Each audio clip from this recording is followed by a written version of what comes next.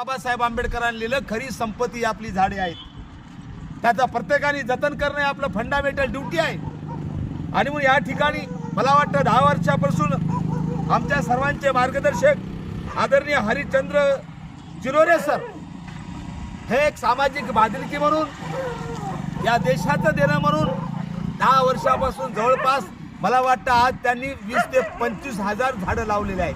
म्हणून आज या ठिकाणी आपल्या विभागाचे लोकप्रिय नगरसेवक माननीय गाळबांडे साहेब यांच्या उपस्थितीमध्ये आणि प्रमुख पाहुणे म्हणून आपल्या हदगावचे पोलीस पाटील कल्याणकर साहेब, या ठिकाणी भीमटायगल सरीचे जिल्हा संपर्क प्रमुख राष्ट्रपाल दादा सावतकर, या ठिकाणी कर्तव्यदक्ष पोलीस कर्मचारी आमचे मित्र सलीम भाई, आमचे राष्ट्रीय प्रबोधनकार धम्मबंधू कदम, देवरावजी चव्हाण, विशालजी घोडेकर, आपल्या सर्वांच्या या ठिकाणी उपस्थितीमध्ये या ठिकाणी झाडं लावण्याचं काम केलं।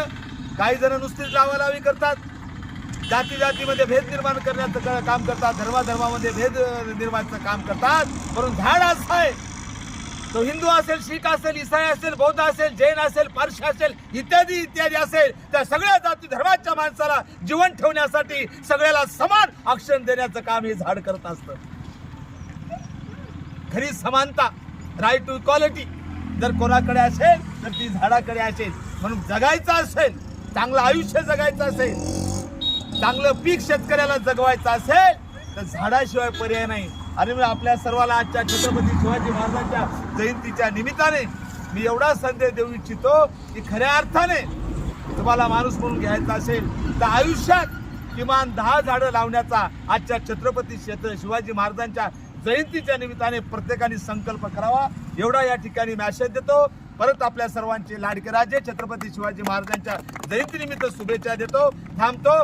छत्रपती शिवाजी महाराजांचा आवाज काढा, छत्रपती शिवाजी महाराजांचा, डॉक्टर बाबासाहेब आंबेडकरांचा, संत बसवेश्वरांचा, भारतीय संविधानाचा, सगळ्याच महापुरुषांचा।